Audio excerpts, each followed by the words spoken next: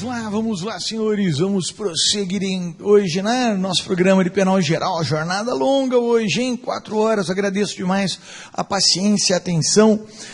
Antes de bater nesses 5 minutinhos que estão faltando em concurso, a Priscila me perguntou, Gustavo, no vendedor de faca não encaixa no crime insilente? Não, crime insilente significa que teve a mera adesão psíquica sem qualquer manifestação exterior. O vendedor de facas tem uma manifestação exterior, né? Ele entrega a faca. O Ricardo me pergunta, o vendedor de armas regular que vende munição encaixa? Não é a mesma situação do vendedor de facas. Não é? Se você entender que é uma cumplicidade na prática da ação neutra, ele não responde. Se você entender que essa teoria não se encaixa, não deveria ser aplicada no Brasil, sim, poderia responder. O Matheus me pergunta, Gustavo, na participação em cadeia, aquele que participa na participação de terceiro também é partícipe? Também é partícipe. Entende-se que ele também é partícipe, sim. Tá bom? É partícipe quem participa e quem participa na participação de terceiro. Tá bom? Também é partícipe, sim. O Jonatas fala, Gustavo, assessoriedade extrema. Então, na assessoriedade extrema, o partícipe só tem relevância se a conduta do autor for típica, antijurídica e culpável. Ou seja, se inculpável o autor, o partícipe não poderia responder. Como eu disse, não é o que prevalece no Brasil. Primeiro, pelo exemplo do autor adolescente que recebe lá apenas um pezinho, um impulso para conseguir pular o muro. Será que esse partícipe não responderia? Sim, responderia, porque basta que a conduta seja típica e antijurídica. Me permitam um outro exemplo. Imagina que o sujeito coloca um revólver na cabeça do filho do gerente do banco. E o gerente do banco, inculpável, vai pegar os bens no banco. E um terceiro olha e fala, eu sabia que um dia você ia pegar esses bens. Também eu te ajudo, não é? Porque o banco merece mesmo, o banco que se exploda, esse banco malvado, não sei o que. Tá. Esse que está participando na conduta do inculpável resta impune? Não resta. Não é? Por quê? Porque ele não tem a seu favor a mesma dirimente de culpabilidade desse gerente do banco. Tá? Então, no Brasil, a princípio, não adotamos a assessoriedade extrema. Por quê? Porque, mesmo que não culpável o autor, o partícipe pode continuar respondendo. Beleza? Joia? Joia. A outra é de parte especial, pode deixar que eu respondo, não é? Depois pelo Twitter mesmo. Tá bom? Tá bom. Gente, terminando então. Crime multitudinário. O que é um crime multitudinário? Crime multitudinário é o praticado em multidão. É o praticado em multidão. Prevalece que no crime multitudinário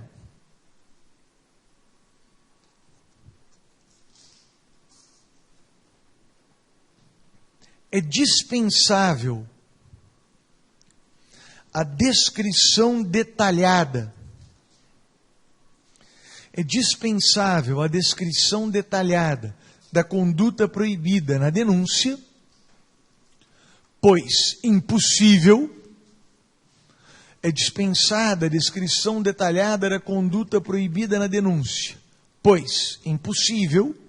Você imagina, briga de torcida, né? Um torcedor do time A que está sendo espancado por 50 do time B. Como é que o promotor vai falar? Olha, Pedro deu 3 chutes na perna, Paulo 1 chute no peito, Carlos 1 chute na orelha. Isso é impossível. Ninguém vai conseguir saber quem deu quantos chutes, quantos pisões, cada socos em cada lugar. Né? Então, no crime multitudinário, prevalece que é dispensável esse tipo de detalhe na descrição de cada conduta. E pode anotar que o crime influenciado por multidão tem atenuante.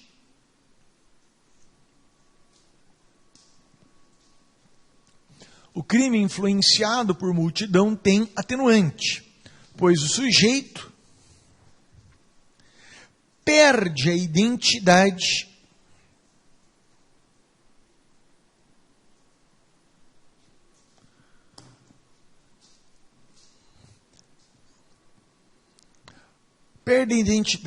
tem limitados os freios inibitórios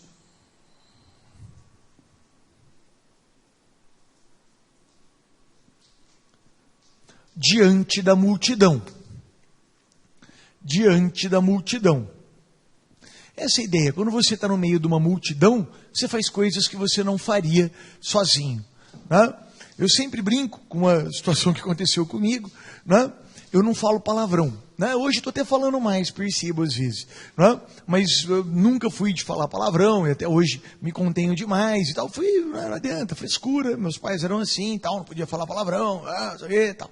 Né? Meus filhos também, em casa, né? Palavrão, isso aqui e tal. Tá bom. Uma vez estava assistindo um jogo, tinha lá meus 22, eu lembro que eu estava prestando concurso. Né? E eu fui assistir um jogo de futebol de salão, lá na minha terra, né? Regionais. O árbitro parou o jogo e pediu para a polícia me tirar do ginásio, porque eu estava exagerando no palavrão. Para parar um jogo de futebol, não é? E mandar tirar um torcedor que está exagerando no palavrão, eu acredito que eu estava exagerando muito no palavrão, não é? Porque não é normal. Eu lembro que eu saía e eu falava, gente do céu, não é?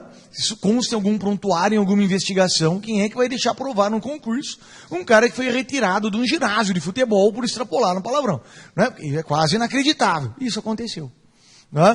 Por quê? Multidão. Então a ideia de começou a xingar aqui, xingar ali, eu acho que eu animei, não é? E eu devo, acho que eu não sabia xingar, né? Eu devo ter exagerado mesmo nas expressões usadas. Exagerei, aliás, né? Depois fazendo um exame, eu exagerei mesmo. Bom,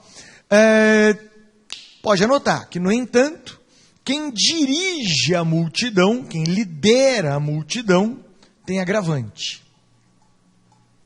Tem agravante.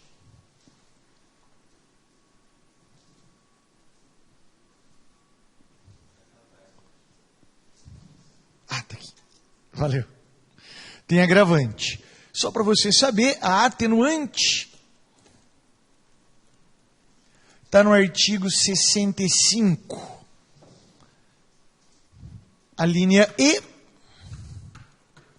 e a agravante está no desconhecido e ignorado 62, inciso 1.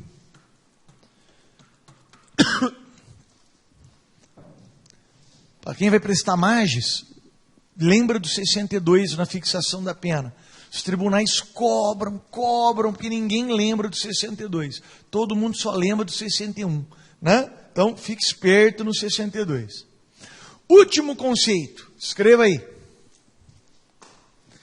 O que é uma participação necessária imprópria? Participação necessária imprópria.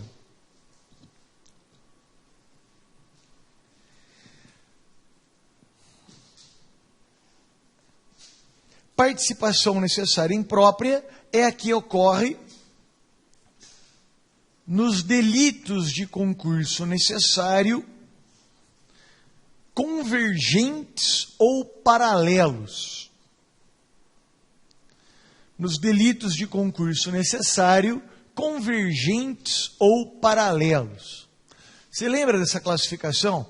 Que os crimes de concurso necessário podem ser de concurso necessário paralelo, convergente ou um contra o outro. Não é contraditório. Ai, minha nossa. Contrapostos. Obrigado quem falou. Tá bem? Então você pode ter paralelo, convergente, contraposto. Lembra disso? Quer que eu mencione? Mencionar rapidinho? Escreva aí. Premissa. Os crimes de concurso necessário podem ser paralelos, convergentes ou contrapostos.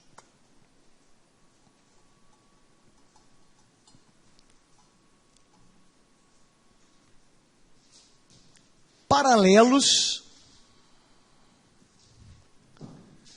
se as condutas vão no mesmo sentido.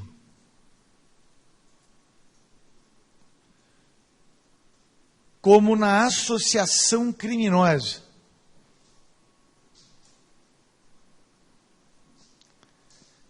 Elas vão no mesmo sentido, como na associação criminosa. 3 ou mais que se associam para praticar crimes. As 3 vão no mesmo sentido.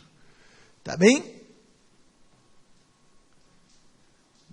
O que só mostra que o jurista não entende nada de matemática, né? Porque se entendesse, não ia usar paralelo. Se elas são paralelas, elas não se encontram, né? Ou se encontram no infinito, tá bom? Né? Já percebe que não é bem, né, a nossa praia. Quais são as convergentes? Convergentes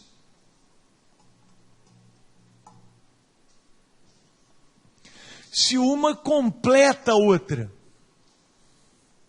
Se uma completa a outra. Na época do adultério, o exemplo era interessante, né? Porque falava adultério, né? Porque um completa o outro, né? A música do Roberto Carlos, côncavo e o convexo, entendeu? Tal, né? Bom, agora não tem mais adultério, a piadinha perdeu, usa bigamia. Bigamia está bem na mesma. Né? Para ter bigamia, tem que ter alguém que já está casado e alguém que vai casar com quem já é casado. As duas condutas não são idênticas no mesmo sentido, elas se completam. E contraposta,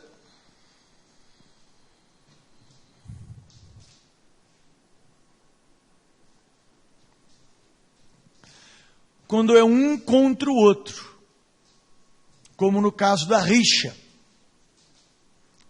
Como no caso da rixa.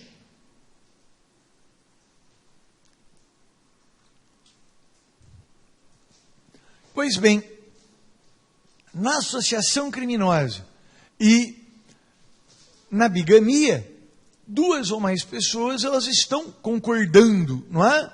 Com o mesmo objetivo. É um concurso de pessoas? Mas então, é uma participação necessária em própria ou uma colaboração necessária em própria. É o nome que se dá ao crime de concurso necessário ou com condutas paralelas ou convergentes. Nas contrapostas, não dá para falar, não é? Em participação, ou colaboração, ou cooperação, afinal de contas, as condutas são contrapostas. Um não está aderindo ao outro, pelo contrário, um está querendo matar o outro. Tá? Deu para pegar a ideia? Beleza? Joia? Acabamos o concurso de pessoas, arre, aleluia. Vamos entrar então na teoria da pena. Vamos entrar na teoria da sanção penal. Teoria da sanção penal. Vamos lá? Vamos lá. Em teoria da sanção penal, vamos lá.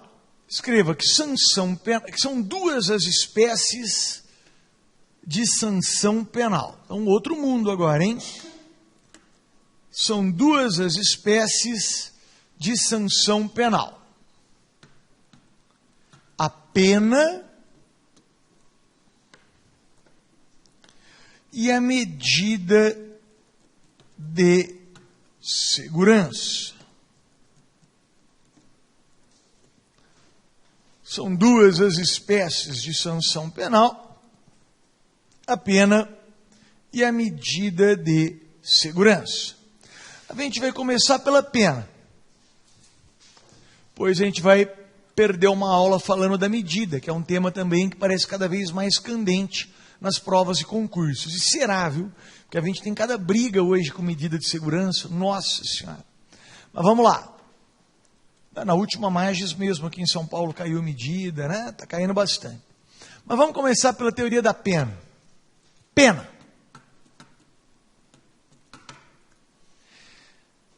São consagradas 3 características na pena. Então, a pena teria que ter 3 características para assim poder ser identificada. A primeira é que a pena tem que ser um sofrimento. A pena tem que ter um sofrimento. Se não sofre, não foi punido. Tem que sofrer para poder falar em punição. Cuidado, porque às vezes a gente usa a expressão sanção como punição. Está errado. Sanção é a consequência jurídica da realização da hipótese. Só. Tanto que a sanção pode ser premial. Sanções podem ser positivas. Não é? Quem bem se comporta na execução penal tem sanção premial. Tá? Sanção tem ideia de consequência. Bobbio fala muito disso no Teoria da Norma. Né? A pena é uma espécie de sanção que tem como uma de suas características o sofrimento. Mas nem toda sanção é pena, a medida de segurança é outra sanção penal, né? E nem toda sanção penal é pena, nem tem sofrimento. A medida de segurança mesmo, teoricamente, não precisaria ter sofrimento.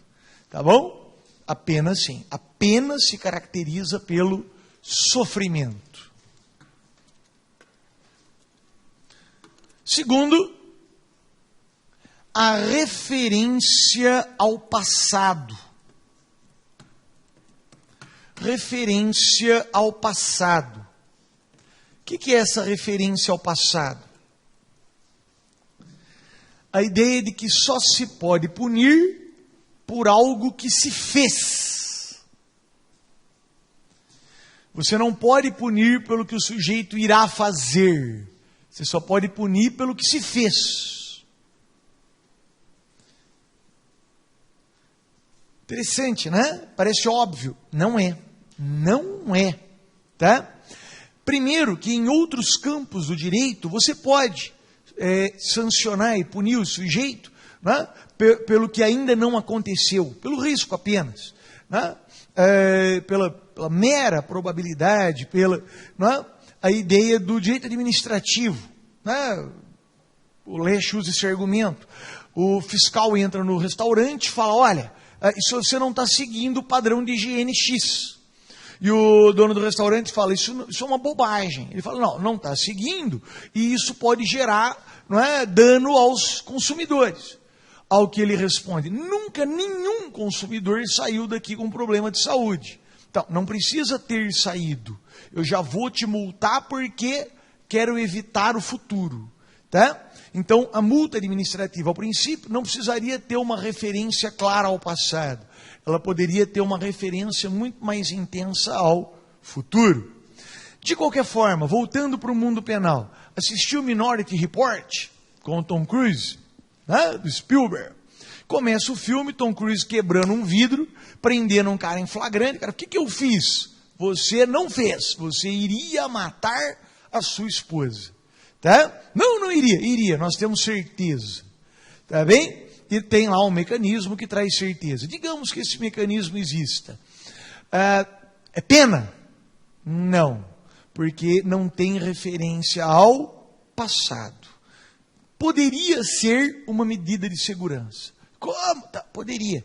No Brasil, a gente relaciona a medida de segurança com inimputabilidade.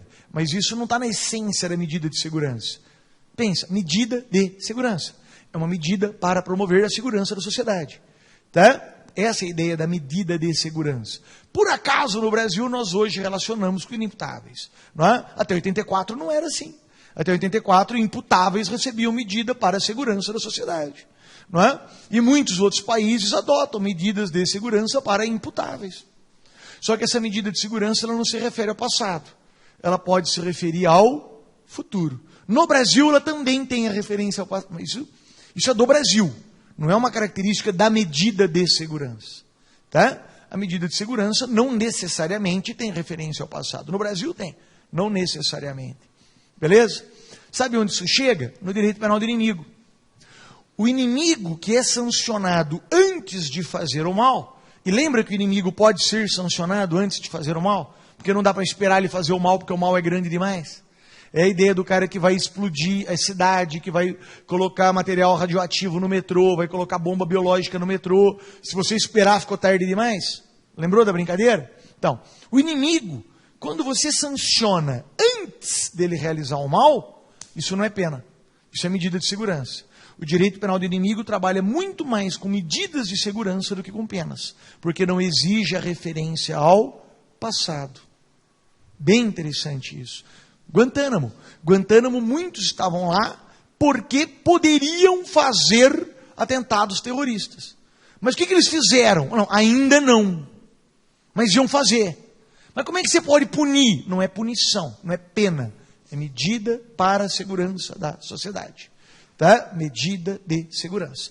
A pena tem que ter a referência ao passado. Você pune pelo que fez. Pode ser também para evitar o futuro. Pode ser também.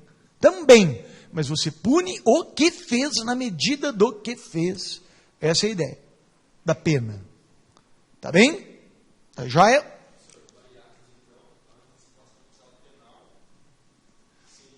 Perfeito. Na perspectiva do direito penal do inimigo, não é? De Jacobs, quando você antecipa, você está antecipando para evitar perigo. Para evitar um perigo que ainda não aconteceu. Você está evitando o perigo futuro. Isso é muito claro em Jacobs. Ele diz que o inimigo não é uma questão de penas. Ele não é punido, ele é vencido. Você elimina perigos. Isso é expresso na obra. O inimigo não é punido, ele é vencido. Não é? Ele equipara a ideia do não súdito. Não é? De Hobbes. Ele usa Hobbes, né? No texto. Não é? Aquele que é protegido pelo rei, né? Em Hobbes, ele tem garantida a sua sobrevivência. E ele se mantém sob o cerco, né? Sob o manto do rei. O estrangeiro, o inimigo, o invasor, ele é eliminado. Você tem que eliminar o perigo, porque ele não aceita as básicas condições do rei. É o raciocínio lá no final do inimigo. Quem é o inimigo? Aquele que não é cidadão. Por que ele não é cidadão? Porque ele não aceitou as regras básicas da vida em sociedade. Ele atenta contra a existência.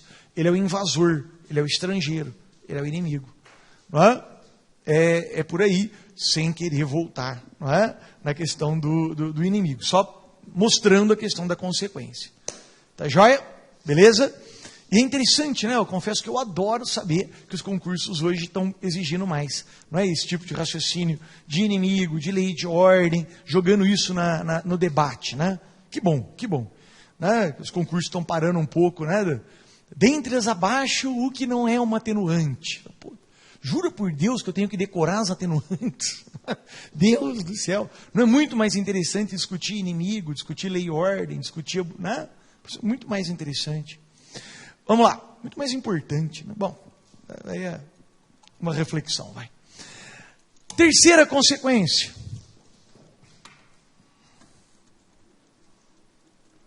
É que eu fico possesso, sabe, quando vem no concurso.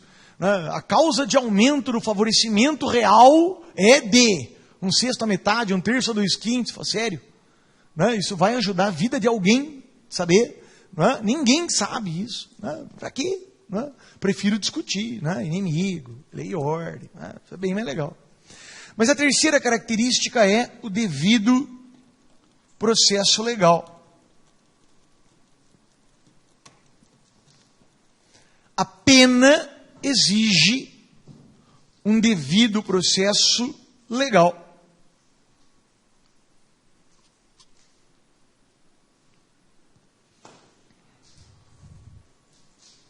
A pena exige o devido processo legal. Gente, só para que fique claro o que eu comentei antes, né, do inimigo, eu não quis dizer que o inimigo nunca receberá pena. Ele recebe pena quando se refere ao passado.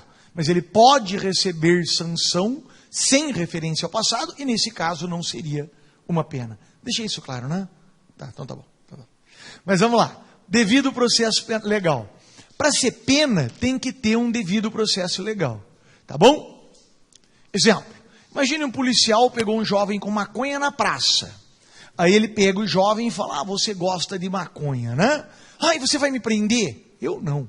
Eu vou perder tempo te prendendo, você sai da delegacia, eu fico lá preenchendo o relatório. Se não dá nada, eu não prendo mais por porte de droga, não. Eu tenho outro remédio agora. Você não gosta de droga? Então você vai comer. Tá? Abre a boca, entuxa a droga, né, na garganta do jovem e fala, e avisa os seus amiguinhos que quem estiver usando droga na minha praça, eu tomo conta aqui, vai comer, tá bom? É bom gostar, trazer tempero, porque vai comer. Então o que ele está fazendo? Um sofrimento imposto por um agente do Estado, com referência ao passado, com o objetivo de prevenir infração futura. Isso é uma pena? Não.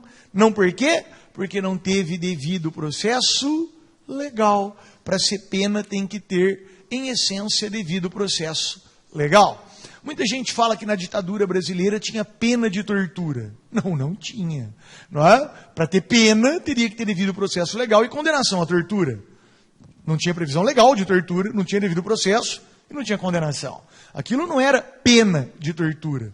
Aquilo era crime de tortura, não é? Era violência básica e rudimentar, primitiva, praticada por agentes do Estado contra cidadãos. Era isso. Não é? A tortura na ditadura não era pena de tortura, era crime de tortura, era violência, não é? Ilegal. Tá? Por quê? Porque não tinha devido processo legal, não tinha previsão legal, não tinha nada. Né? Beleza? Então são as três características consagradas na doutrina que concorda com a pena, né? Alguém que tenha lido aí a teoria gnóstica de Zaffaroni vai dizer que não, Zaffaroni discorda. Verdade, ele discorda e eu falo disso lá no final. Né? Mas é porque ele não acredita na pena, né? Ele entende que a pena não tem nenhuma finalidade legitimadora. Então ele destrói tudo isso aqui, fala que não é bem assim, papapá. Uma outra discussão que a gente pode falar rapidamente lá no final. Consagradas características da pena, essas três. Tudo bem? Beleza? Já prossigo. E prossigo para um assunto que eu meio que adoro, que é finalidades da pena. Vamos lá? Vamos lá?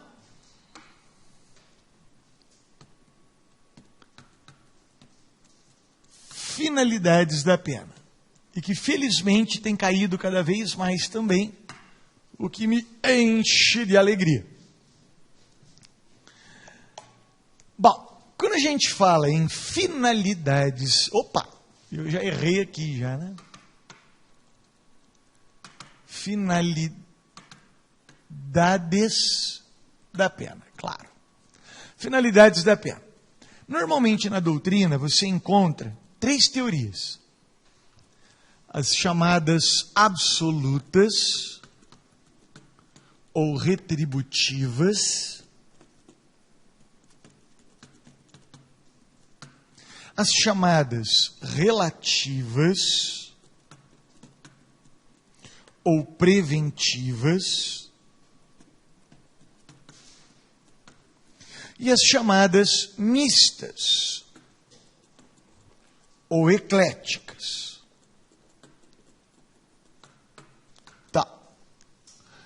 Os manuais tradicionais perdem uma linha para falar cada uma delas, né? Nós não. Nós vamos desenvolver o assunto, tá bom? Não para pós, nem para nada, mas para conseguir dissertar a respeito, tá bem? Bom, as absolutas, elas podem abrir 4 eixos. Estou pensando em abolir o quarto da minha aula, mas como eu já falei do quarto para o noturno, eu vou manter o quarto aqui. As relativas abrem também assim, e as mistas também abrem assim. Esse é o nosso quadrinho, tá? Porque é claro que agora a gente vai preencher, só estou mostrando que a gente vai, não é, desenvolver bem o assunto, que é muito legal. Cá entre nós, dentro de uma perspectiva funcionalista, primeiro você tem que descobrir para que serve o direito penal e para que serve a pena. depois você desenvolve a estrutura. Tá? Tanto que se você pegar o livro do Roxin, do Jacobs, do Hassamer, não começa... Engraçado, né? Porque no Brasil a gente sempre começa. Princípios, teoria da lei, teoria do crime e teoria da pena. Hã? Primeiro, teoria da pena. Depois, teoria da lei, teoria do crime. Primeiro eu tenho que entender para que serve. Depois eu desenvolvo a estrutura para que melhor cumpra o objetivo, que é o para que serve. Tá? Não faz sentido discutir teoria da conduta antes de saber para que serve a teoria da conduta. Não faz sentido discutir dolo sem saber o que eu quero do dolo. Tá? Primeiro a pena, depois o crime. Esse é o raciocínio óbvio a partir de uma perspectiva funcionalista. Jacobs, Roxin e tal. Né? Então, quanto mais próximo você está do funcionalismo, mais você tem que ter devoção por finalidades da pena. Beleza? Joia? Eu confesso que eu não consigo pensar de outra maneira. Primeiro eu quero descobrir para quê, e depois eu resolvo como é que fica a estrutura. Enfim, qual é o melhor conceito de conduta? Aquele que permita ao direito penal melhor cumprir sua função a partir da pena. É isso. Qual é o melhor conceito de dolo? Aquele que melhor permita ao direito penal cumprir sua função a partir do seu instrumento, que é a pena. Tá? Então, não adianta eu ter um conceito de dolo lindo, maravilhoso, estético, perfeito, admirável, que atrapalha na hora de permitir ao direito penal cumprir sua função aplicando a pena. Está atrapalhando? Tá, então tira esse conceito. Isso é funcionalismo. Roxin diz isso, né, no texto base do funcionalismo. De nada me adianta um conceito lógico, estético, perfeito e não é, consonante com a perspectiva filosófica, se me prejudica na hora de aplicar a pena, me prejudica na hora de permitir que o direito penal cumpra a sua função. Isso é funcionalismo. Beleza? Então vamos lá. Teorias retributivas. Estou querendo só estimulá-los aqui a ter a paciência e a atenção que a matéria merece. Teorias retributivas. Qual é a grande marca das retributivas? Pune-se porque foi praticado um crime.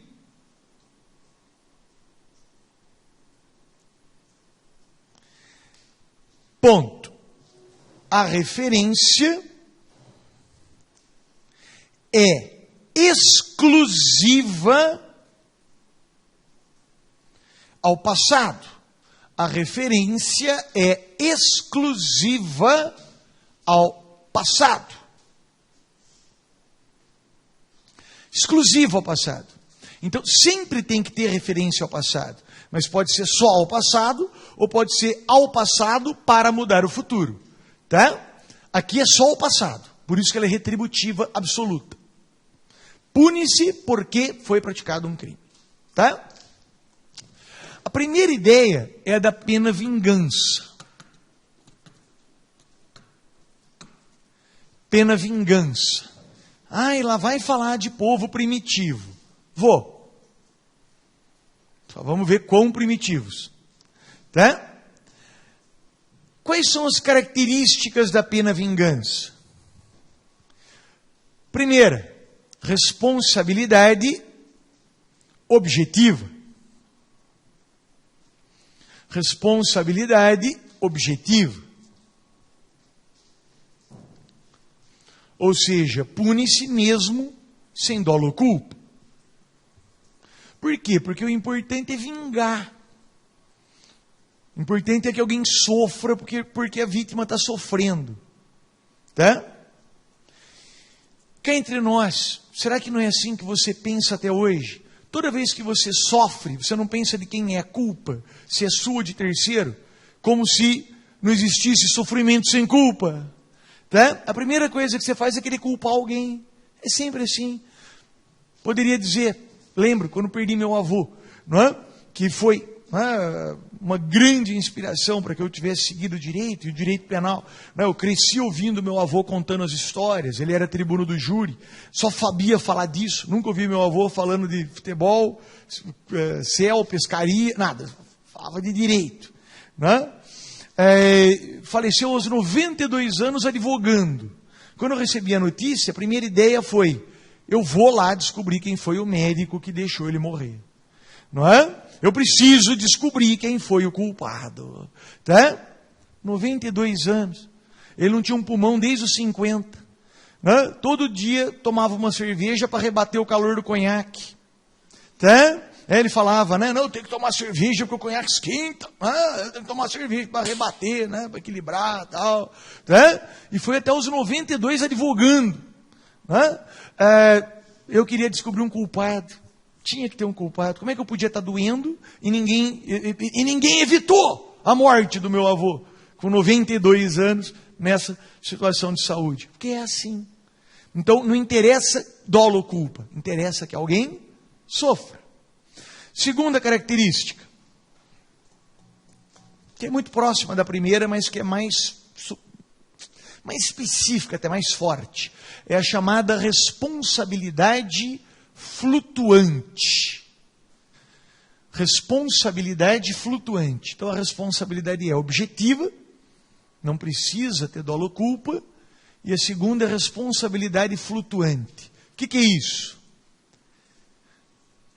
O sofrimento deve ser imposto a alguém, mesmo que não o causador.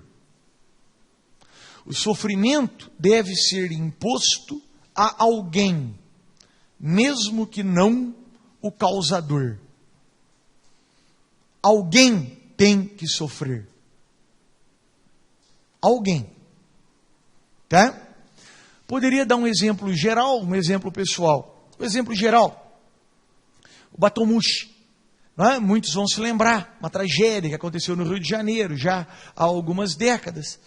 E o que foi, né? Basicamente? No Réveillon, várias pessoas entraram numa embarcação para poder assistir, não é, os festejos do Réveillon, e a embarcação naufragou. E muitos morreram. Foi uma tragédia, uma coisa terrível. No dia seguinte à tragédia, centenas de pessoas estavam na frente do hotel em que moravam os espanhóis, que eram donos do Batomushi, exigindo justiça. Queremos justiça, queremos justiça, queremos justiça. Um criminólogo estava passando o Réveillon no Rio de Janeiro com a equipe, comemorando.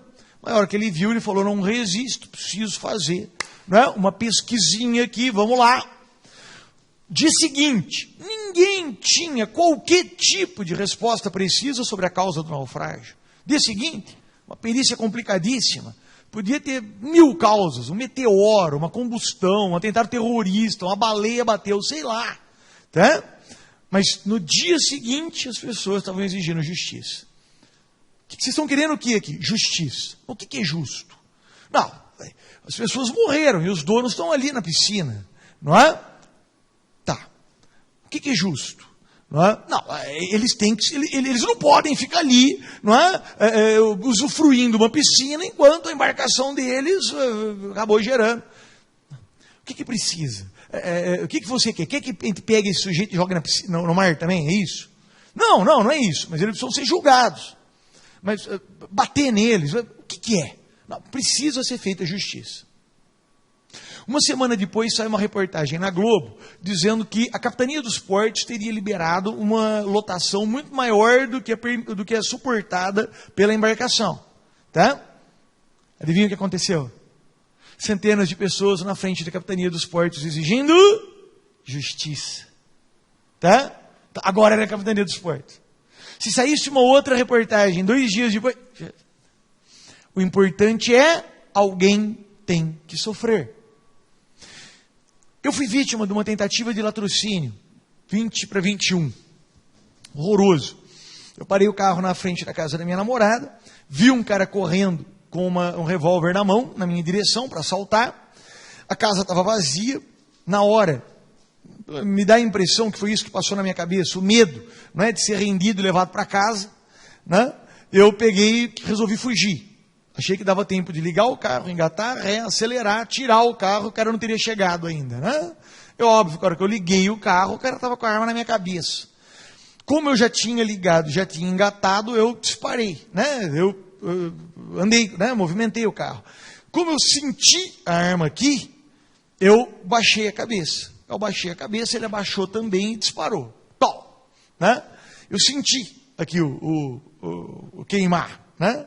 Mas eu achei que a bala tinha passado e tinha acertado a minha namorada. Eu saí correndo com o carro, né?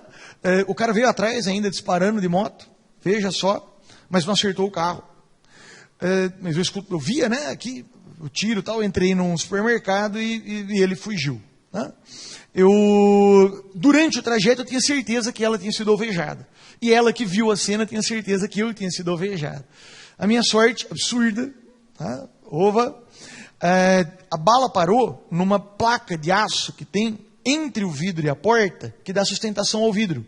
Então a placa grande, forte, que é para sustentar o vidro, né? Porque o vidro fica parado, tem uma placa de aço. A bala parou ali, tá? Se fosse um pouco para cima, um pouco abaixo, tinha me acertado. Dei uma sorte.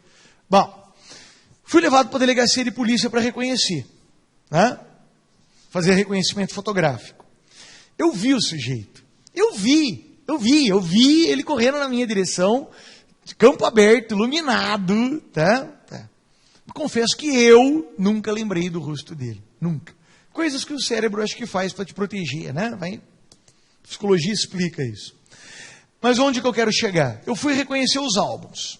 Passou o primeiro álbum, nada. Eu não sei se na época eu ainda lembrava o rosto. Não sei. Tá? Porque eu sei que depois eu não lembrei. Mas talvez no dia eu lembrasse. Não sei. Que é trauma, né? Um trauma danado. Quem já passou por algo parecido, né? O coração vai 1 milhão, você chora o tempo todo e tal, né? Eu lembro que eu olhei o primeiro álbum, nada. Olhei o segundo, nada. Olhei o terceiro, nada. Próximo álbum, o delegado falou, não, acabou. Quando ele falou acabou, eu falei, então devolve os álbuns. Ele falou, não. Eu falei, devolve, quero ver de novo. Ele falou, não, porque você já viu. Se ele devolvesse, eu reconhecia alguém. Alguém eu ia reconhecer. Porque, garanto aos senhores, a dor era insuportável. Que dor? A de saber que ninguém estava sofrendo pela dor que eu estava sofrendo. Alguém tinha que sofrer. Durante a noite, eu não pensava na dor, na minha dor. Eu pensava que ninguém estava sofrendo. Isso era absurdamente forte e angustiante. Saber que eu estava sofrendo sozinho e que ninguém estava pagando pelo meu sofrimento. E se ele me desse o álbum, eu ia reconhecer. E é óbvio que se eu reconhecesse um rostinho ali, eu apontava para esse rostinho depois na sala de audiência, sem o menor problema. Tá? Você está falando que toda vítima... Eu não falei isso, estou falando do Gustavo. Eu queria reconhecer alguém ali para que alguém sofresse. Eu queria. Tá? Como é que acontece com os outros? Eu não sei, eu não sou os outros. Estou dizendo eu. Isso é responsabilidade flutuante. Percebe? Alguém tinha que pagar. Eu sofri muito com isso. Muito. Depois. Eu queria reconhecer alguém, eu queria dar um jeito, eu queria construir uma imagem, procurei até terapia para reconstruir uma imagem, né? Porque doía muito. Terceira característica. A pena desproporcional. A pena desproporcional.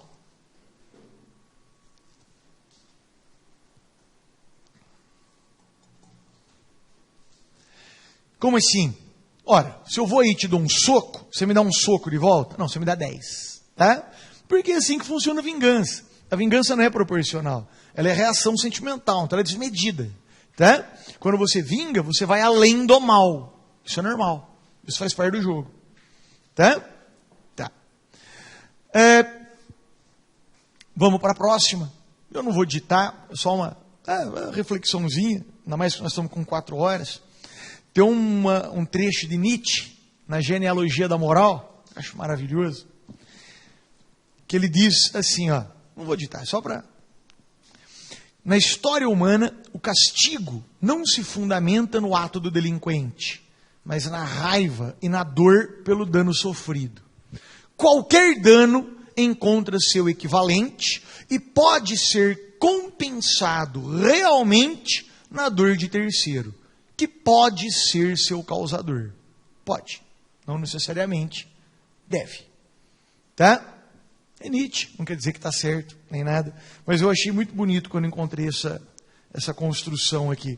A ideia de que a dor pode ser compensada em outra dor e que o castigo muitas vezes é direcionado à compensação da dor. Não é? Interessante. Bom, vamos prosseguir? Vamos. Segunda ideia é a ideia da pena expiação.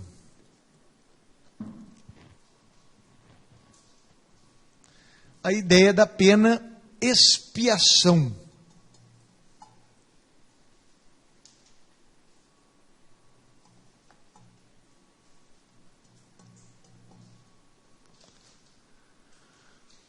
O que é a pena expiação? Também é chamada vingança divina. Também é chamada vingança divina.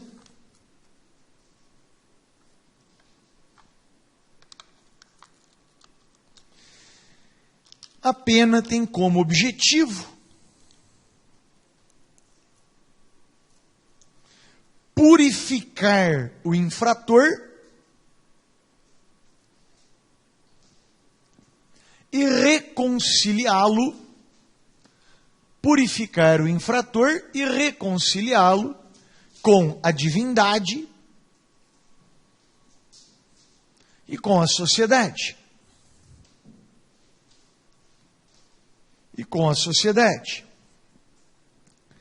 Ponto.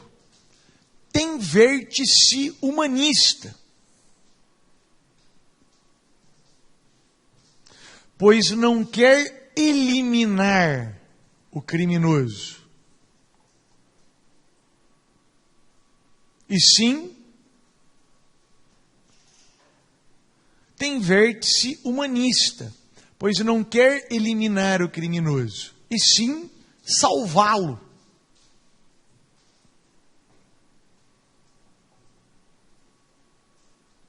Certo? O discurso é de salvação, tá? Ah, Gustavo, mas isso é... Então, essa ideia da pena e expiação, primeiro que ela ainda orienta muito do discurso do arrependimento. Né? O sujeito precisa se arrepender para mostrar que está pronto para viver em sociedade. Né? Então, só quem se arrepende será salvo.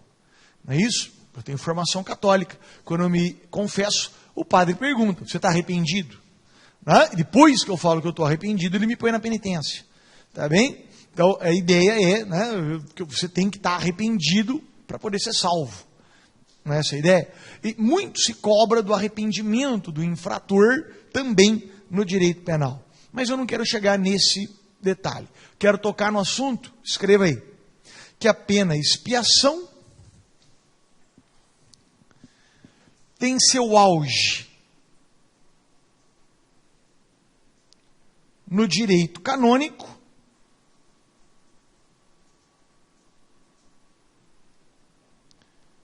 que inspira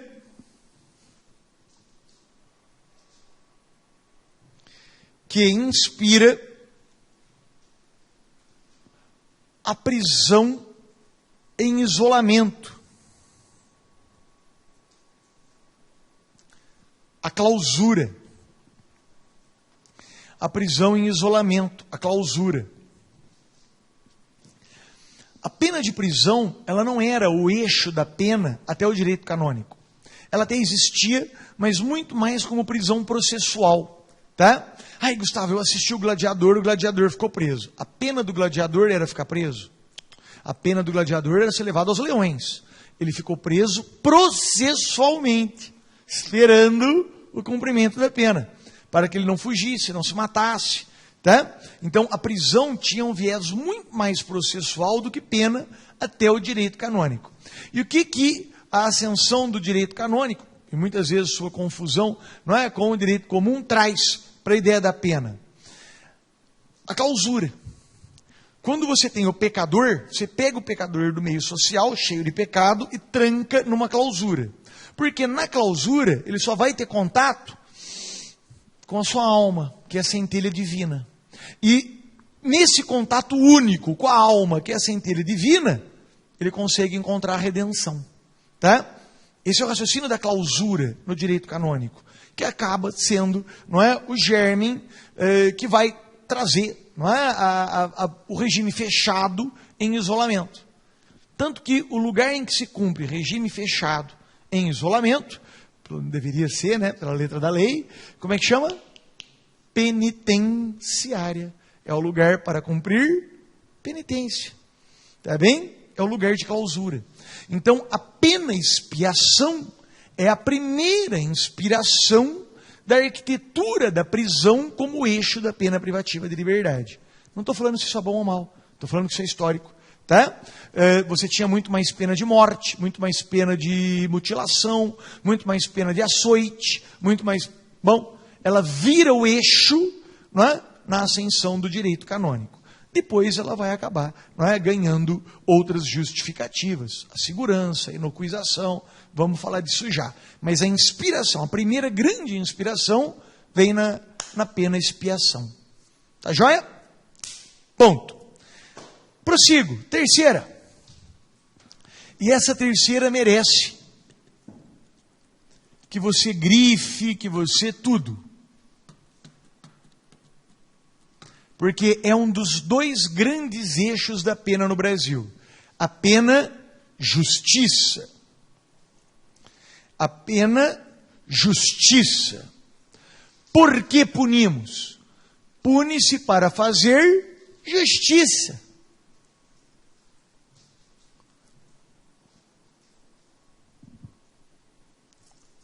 Pois é justo que quem fez um mal sofra um mal. Pois é justo que quem fez um mal sofra um mal. Ponto. Kant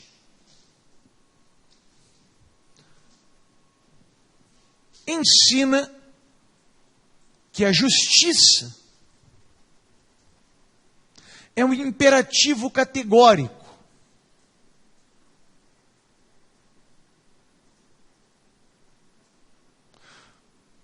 Uma forma pré-concebida da razão. É um imperativo categórico, uma forma pré-concebida da razão. Você não precisa explicar. Eu preciso fazer justiça e fazer o mal a quem fez o mal é justo porque não precisa. Tá? É categórico. Você precisa fazer justiça. Porque sim, porque é racional, porque o justo é o racional. Tá bem? Ninguém precisa ter te ensinado exatamente o que é justo. Alguém ficou, seus pais ficaram para você, justo é... Não precisa, porque isso já é, não é? Uma forma inata da razão. A razão humana já vem, não é? Com essa noção, com essa ponderação de justiça. Tanto que você não precisa fazer direito para ter uma perspectiva quase que universal de justiça. Quem fez o mal tem que sofrer o mal, quem fez o bem tem que receber um bem, não é? Bom, Kant é muito forte nessa ideia de que a pena, não é a realização da justiça, quem fez o mal, e ele é tão ou ainda mais forte ao explicar por que a pena não pode ter um objetivo futuro, por que a pena tem que ter uma referência ao passado pura. Escreva isso. Kant ilustra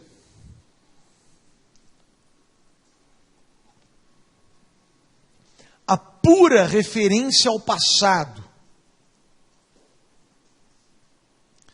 Kant ilustra a pura referência ao passado.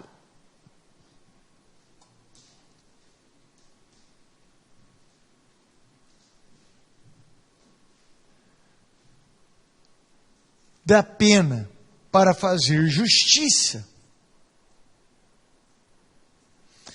com a metáfora da ilha.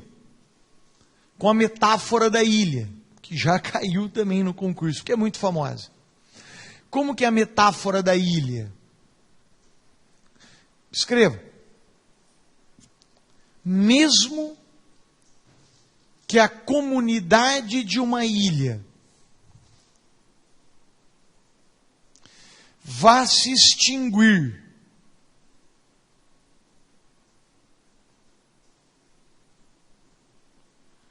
no dia seguinte,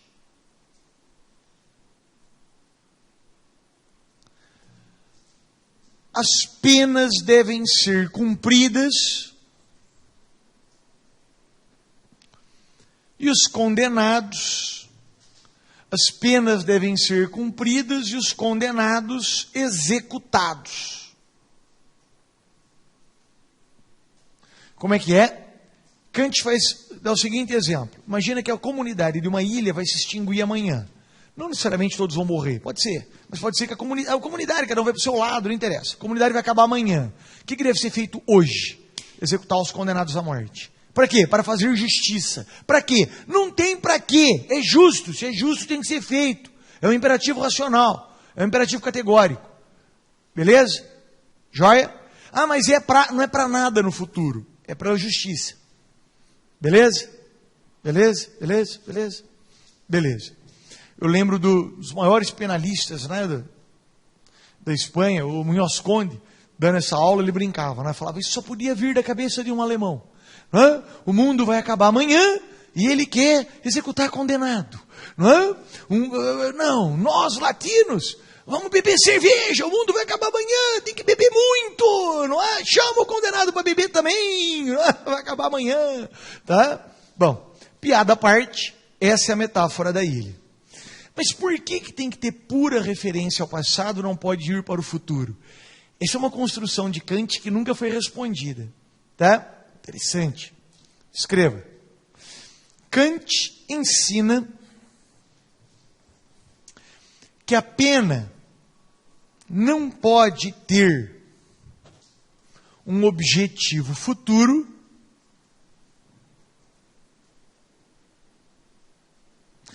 para não violar a dignidade do condenado.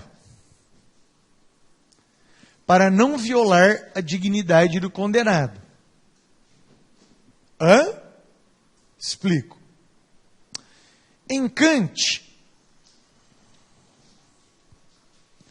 a dignidade humana, que hoje a gente diria da pessoa humana, né? Mas na época não tinha essa distinção. A dignidade humana tem como base a fórmula instrumento. Já aprendeu sobre a fórmula instrumento? É uma expressão, entre aspas, fórmula instrumento. 2 pontos. O homem, a pessoa, né? O homem é o fim de todas as coisas. E não pode ser um meio para um fim.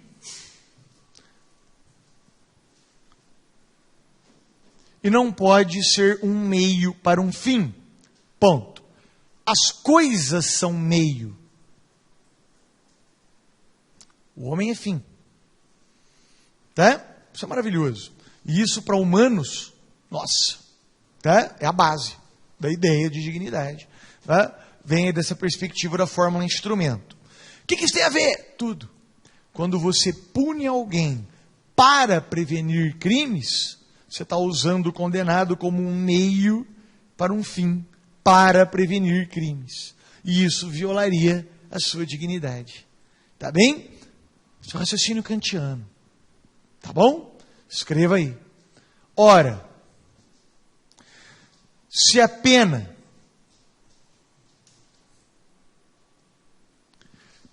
quer evitar crimes futuros,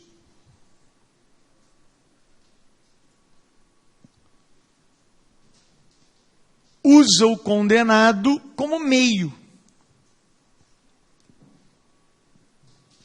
Usa o condenado como meio, como coisa.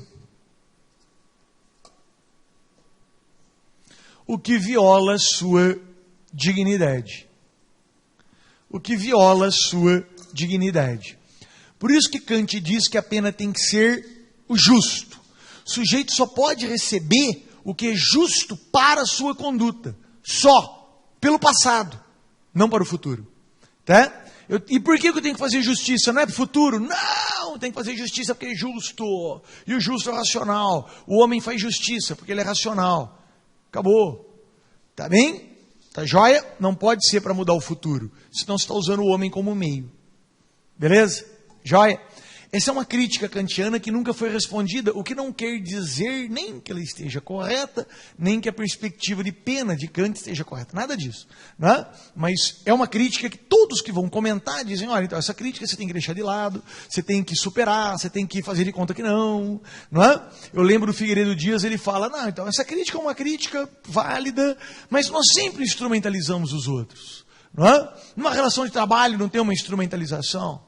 No serviço militar não tem instrumentalização, não é? Até nas relações amorosas, não há sempre uma instrumentalização de cá e de lá, não é? Então, realmente viola a dignidade, mas fazer o quê? É assim mesmo, tá? Tá legal, mas que é uma crítica linda e famosa, eu discordo. Né? A perspectiva kantiana me parece que faz um mal danado para a pena, mas a crítica é linda. Tudo bem? Deu para pegar a crítica? Joia? Não, achou linda? É linda a crítica. Vamos lá. E lembra, não é? Pode anotar aí que a medida da pena é a medida do mal. A medida da pena é a medida do mal. É talião. É talião. E é uma das bases da pena na doutrina brasileira. E é uma das bases da pena na doutrina brasileira. A ideia do justo. Você encontra isso na doutrina, você encontra isso nos tribunais. Beleza? Beleza. Ponto. Até aqui tudo bem? Tá jóia?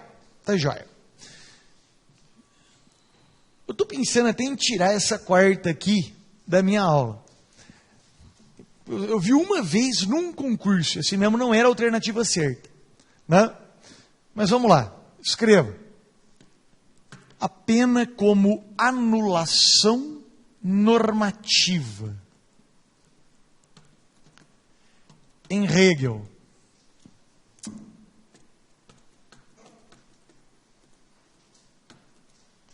Em Hegel.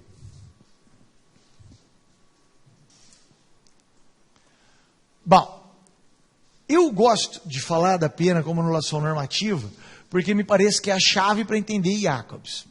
O principal seguidor de Jacobs, discípulo, e que assumiu a titularidade da cadeira de Jacobs, que também se aposentou, Lesch, ele dizia, né, lá atrás ele falava, Jacobs é hegeliano, sempre foi. Jacobs é hegeliano, sempre foi. Jacobs negava. Né? Na última fase agora, Jacobs se admite hegeliano. Ele diz, sou hegeliano mesmo. Tá bom? Bom, só que ele quando diz sou hegeliano, não é que ele segue tudo em Hegel, quer dizer que ele parte de uma base hegeliana. Tá? A primeira coisa que você tem que ter em mente, para entender o que eu vou falar agora, primeiro relaxa, chacoalha, tá? Até aqui está tudo bem, tal, beleza? Beleza. Não, porque é pesado, é pesado. A primeira coisa que você tem que ter em mente é que Hegel é um dos grandes nomes do idealismo alemão, pelo menos é o que prevalece. Querido amigo meu, filósofo, que diz que não é bem assim e tal. Maravilha. Então, não tenho condição de discutir o assunto. Estou indo pela doutrina penal, não é? Que o traz como um dos grandes nomes do idealismo alemão. O que seria esse idealismo? O que eu vou tentar trazer aqui para explicar, com mínimas referências, está muito mais perto de um idealismo platônico do que do hegeliano. Mas, pelo menos, ajuda a entender a ideia, o que está por trás dessa perspectiva idealista. Pensa numa cadeira. Pensou numa cadeira? Pensou? Pensou? Foi essa cadeira que você pensou? Não? Então isso não é uma cadeira. É cadeira isso? Então a sua não é cadeira. Qual que é a cadeira verdadeira? Essa ou a que você pensou? São duas verdades diferentes. Como é que duas coisas diferentes podem ser a mesma verdade? Se uma é verdade, a outra não pode ser? Ué? Tá. Então a cadeira que você pensou é essa aqui. Foi essa cadeira que você pensou? Ah, acertei, é da colega. Mas foi essa que vocês pensaram? Não? Então isso não é cadeira. É cadeira. Mas aquela não é igual a essa e três verdades diferentes sobre a mesma coisa?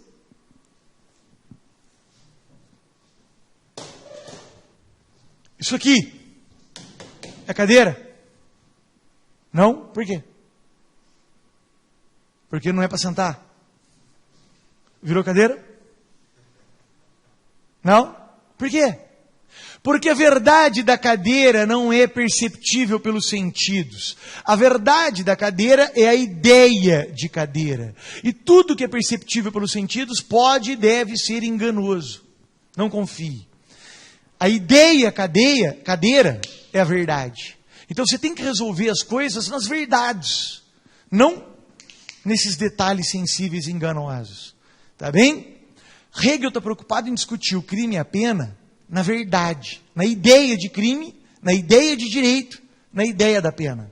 Porque é lá que está o que importa. O que acontece no mundo sensível só pode ser compreendido a partir dessas verdades e não a partir do mundo sensível em si. Deu para pegar a base? Porque o que eu vou escrever ali assusta. Por isso que eu estou pensando em... Mas vamos lá. Fiz isso no noturno, vamos aqui também. Vamos lá? Deu para entender essa ideia? De ideia? Deu?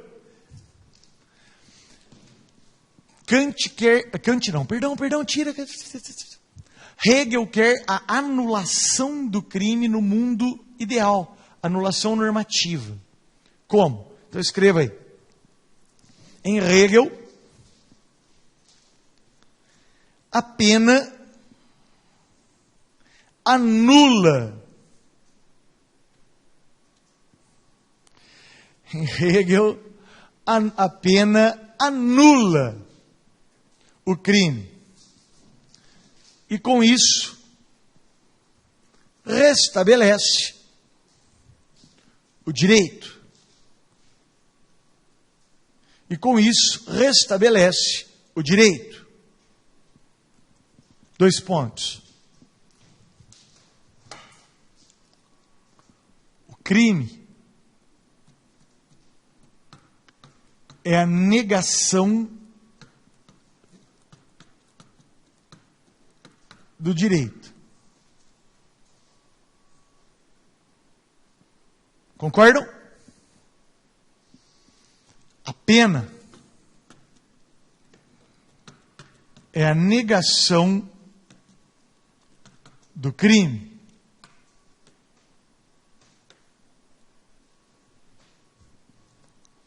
Concordam? Pronto. Propriedade comutativa da matemática, lembra? Se o crime é a negação do direito, eu vou trocar essa expressão crime por não direito. Vai ficar assim, ó. Pena é igual ao não direito. Eu estou trocando aqui essa expressão crime. Eu estou trocando a expressão crime pelo equivalente, igual a não direito. Ficou pena igual a não direito. Concordam? Se a pena é igual ao não direito, corta a dupla negativa. A pena reafirma o direito. Matematicamente.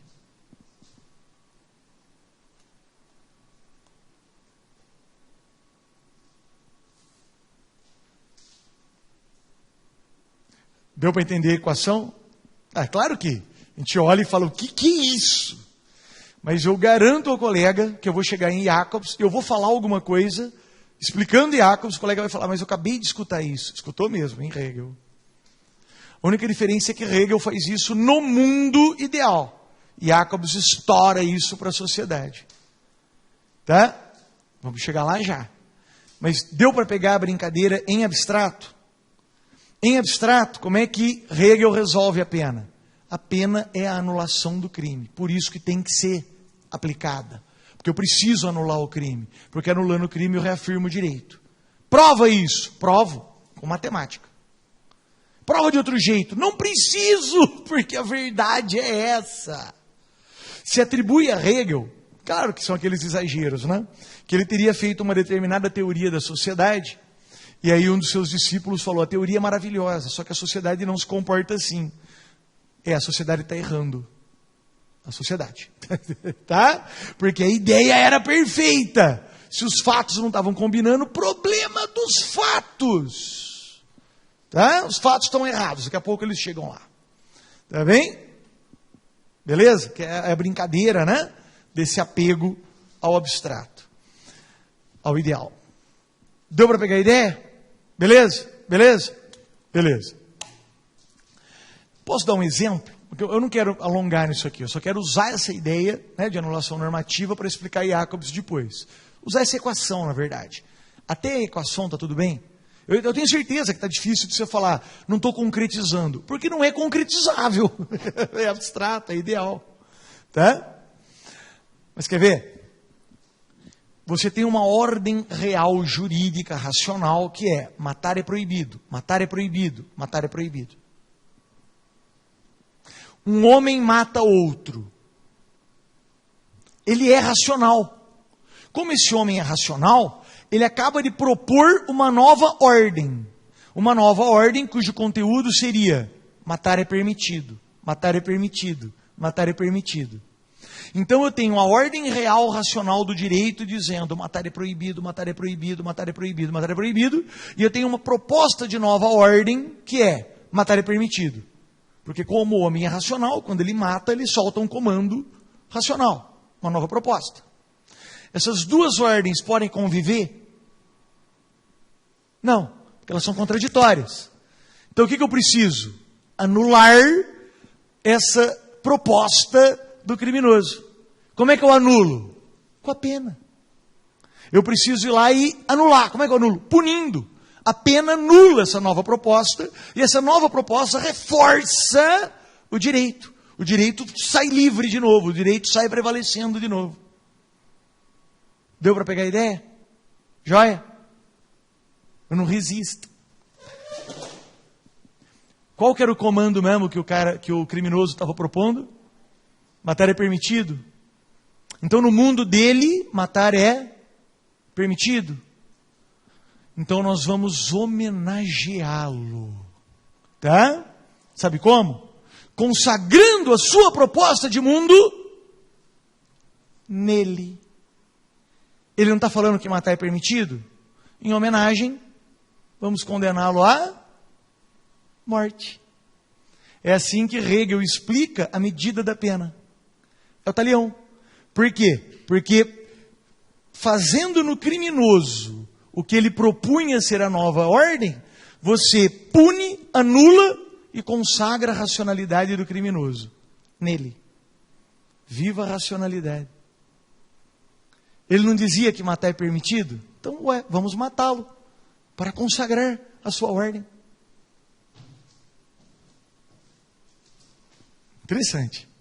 Interessante. Interessante. Tá? O que eu quero que você tenha guardado?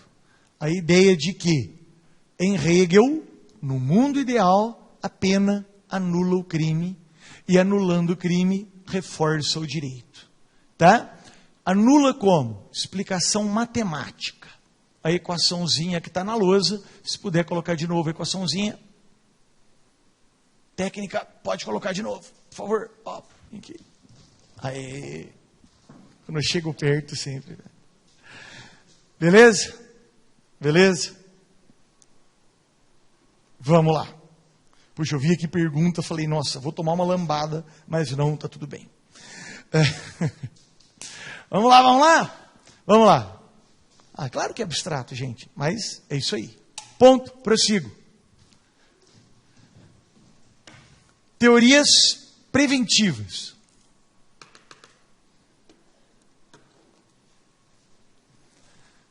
Acabamos absolutas, hein? Arrear. Escreva aí. Nas teorias preventivas,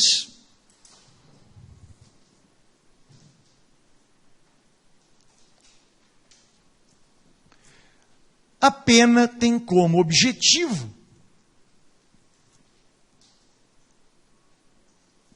evitar a prática de crimes. A pena tem como objetivo evitar a prática de crimes. Então, eu puno por quê? Eu puno para melhorar o futuro. Tá bem? Cá entre nós, dentro do nosso racionalismo pragmático, é o que mais faz sentido. A gente vive falando, não, a pena tem que conseguir melhorar o futuro, vamos punir direito para melhorar o futuro, tem que punir para melhorar o futuro. Não é? Tem uma passagem, né, em Protágoras de Platão, que ele diz que o homem é o único ser que consegue fazer mal a um semelhante sem ter um objetivo futuro. As formigas só atacam uma formiga com objetivo futuro, o leão só ataca o outro leão com objetivo futuro, só o homem faz um mal ao semelhante para a justiça. Não é? Então, não pode ser assim, tem que ter objetivo futuro. Isso lá em Platão. Bacana. Bom, isso é teoria preventiva. Punimos para melhorar o futuro. A prevenção pode ser geral e especial. A prevenção pode ser geral e especial. O que é prevenção geral? Prevenção geral, se a pena quer surtir efeitos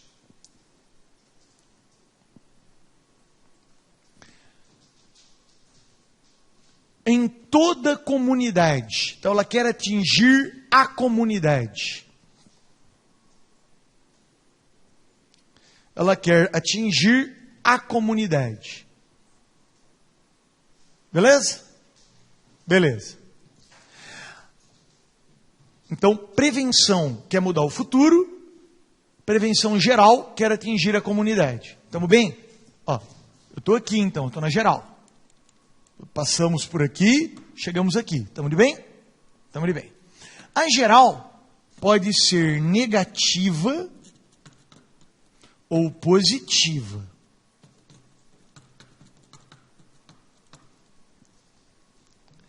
Negativa.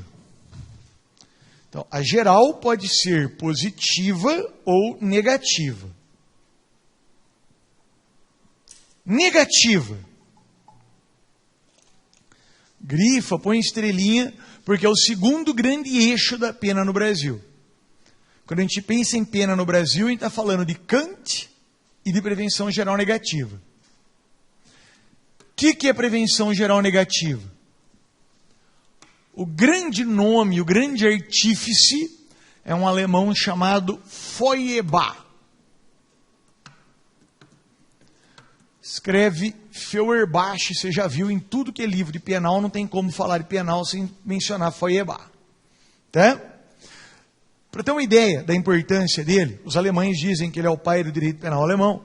Né? Pai do direito penal. Né? Lembra do nullum crime, nulla pena sine praevia lege, nullum crime, nulla pena sine lege stricta, nullum crime, nulla pena sine lege scripta. Então, latim, todo mundo pensa que é romano, né? Não é, é Feuerbach.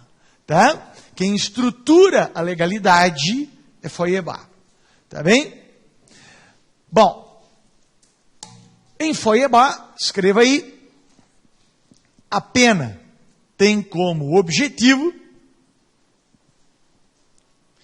intimidar a coletividade.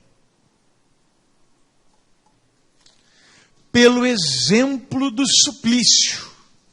Intimida a coletividade pelo exemplo do suplício. Ponto. Como assim?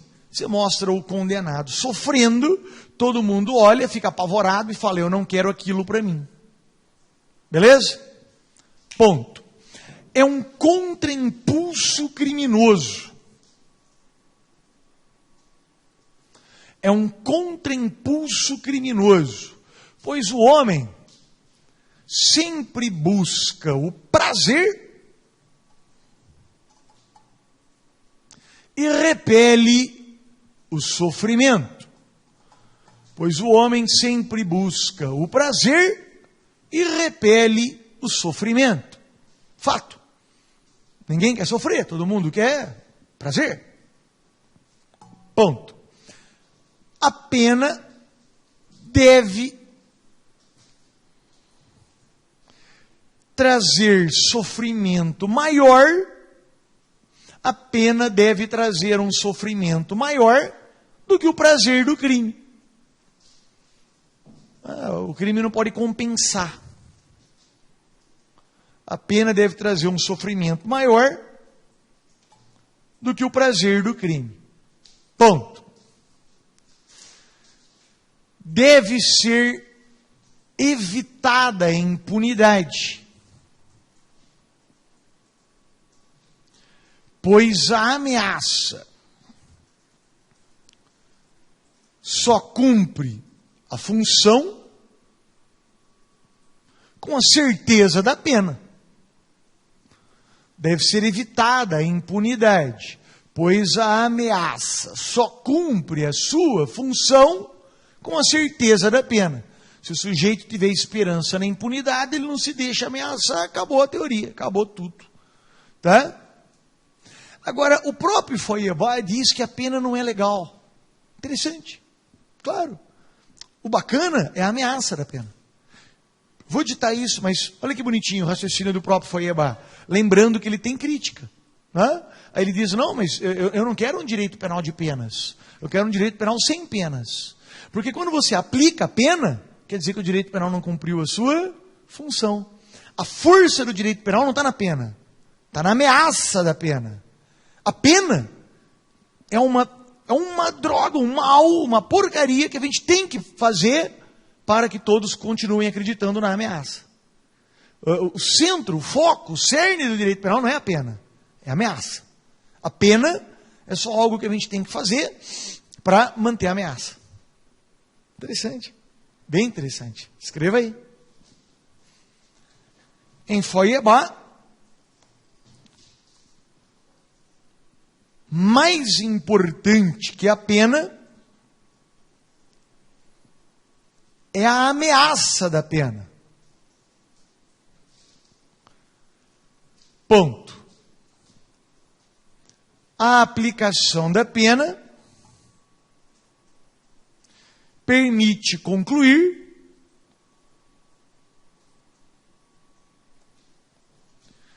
que o direito penal não cumpriu a sua função. Permite concluir que o direito penal não cumpriu sua função. Não evitou o crime. Verdade. A gente quer punir ou a gente quer evitar crime? A gente quer evitar crime. Acho que todo mundo concorda com isso. Ponto. A pena é aplicada para que a ameaça tenha credibilidade. A pena é aplicada para que a ameaça tenha credibilidade. Legal? Legal, né? Super interessante.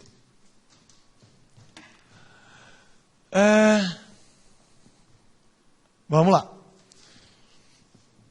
Dúvidas sobre Feuerbach?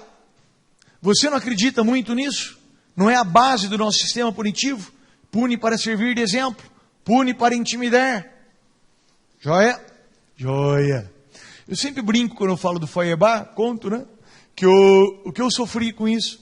Porque o meu mestrado tratava de pena. E eu estava estudando Feuerbach. Peguei o Feuerbach. Mas a leitura de Feuerbach é uma leitura intrincada, claro, um autor muito antigo, né? Então não tem a organização das obras modernas e tal. E aí eu estava lendo Aníbal Bruno, e ele começou a falar que Paulo Anselmo discorria sobre a pena e intimidação, porque para Paulo Anselmo, e estava tudo tão claro, tudo tão maravilhoso. Eu falava, gente, eu preciso achar esse Paulo Anselmo, não é? Paulo Anselmo, e saí correndo, biblioteca, Paulo Anselmo, alguém já viu Paulo, então não é brasileiro, deve ser português, não é? Fui correr atrás, em livraria, não sei o quê, fiquei mais de um mês procurando. Sabe quem é Paulo Anselmo? Paul Anselm Feuerbach. Aníbal Bruno chama Feuerbach de Paulo Anselmo. Íntimo, né? Tá?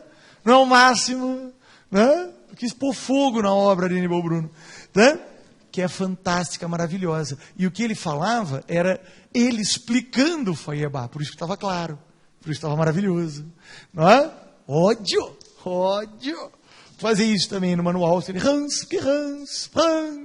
Não vou escrever Weltzel mais. Fiquei íntimo, não é? Virou Hans, tá? Bom. Prossigo. Paulo Ancião. Vamos lá. Prevenção geral positiva. Prevenção geral positiva.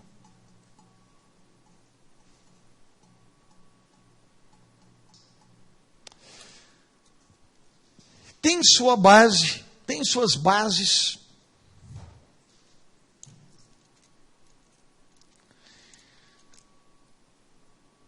em Weltzel para quem a pena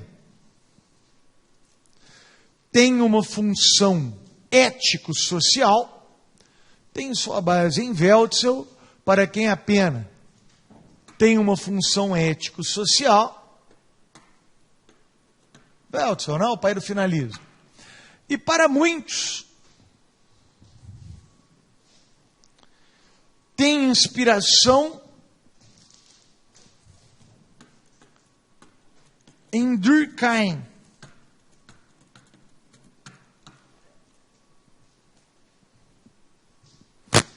Na funcionalidade do crime. Na funcionalidade do crime. Não vou me estender sobre isso, mas é que tem uns bacanas que agora estão perguntando em concurso, né? Inicia, é o primeiro, é o criador. Então a prevenção geral positiva também. Ela já existe há muito tempo, tá? Só que os dois grandes autores de releituras são Roxin e Jacobs, são os dois que a gente vai comentar. Mas em Weltzel apenas serve para orientar o padrão ético-social e manter esse padrão ético-social na sociedade, tá? Na comunidade. Beleza? Então, a pena tem sim uma ideia de educar sobre valores, comunicar valores, tá? Durkheim já dizia isso no crime funcional, não é? Em Durkheim, o crime tem função social. Como? Tem. Ele reagrupa, reposiciona e reforça a comunhão de valores. Explico. Mudei para São Paulo. Mudei para o apartamento melhor que eu moro agora, que é 4 torres, tal, né? Muita gente. Eu paro muito pouco em casa, né? Pelas atividades profissionais, e eu sou, né? Meio na minha, assim, sabe? Tal, né? Talvez até, né? Porque minha esposa tomou qualquer tipo de expansão que eu poderia ter, né? É tudo dela. Não é? Né? Minha esposa, se tiver aqui, ela vai, né? Ela conversa com esse tablet, né? Com qualquer coisa que esteja por perto, ela tem, né? A mãe, conversa com a amiga, troça, e tal, né?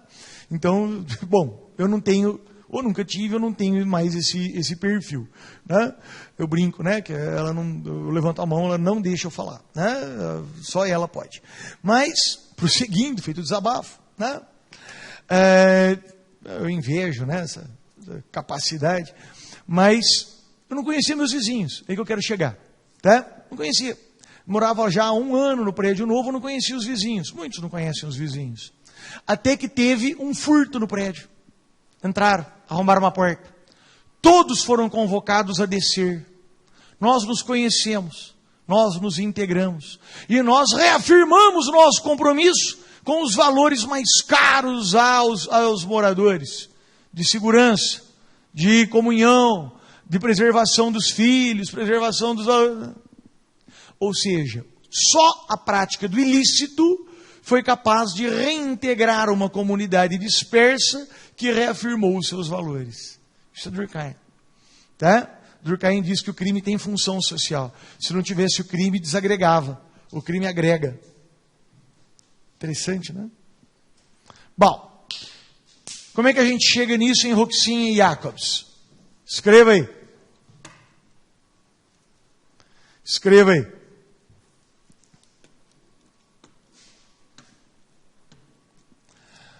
A prevenção geral positiva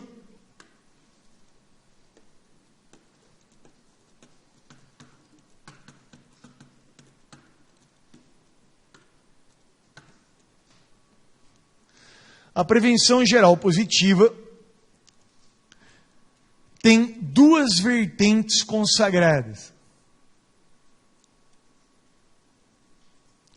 A limitadora de Ruxin e a fundamentadora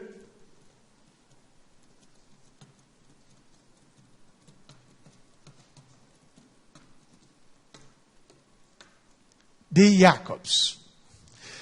Eles não se chamam assim, tá? Na verdade, foi um catalão chamado Mirput que fez essa classificação e consagrou, tá bom? Mas é assim. Vamos começar pela limitadora em Ruxin.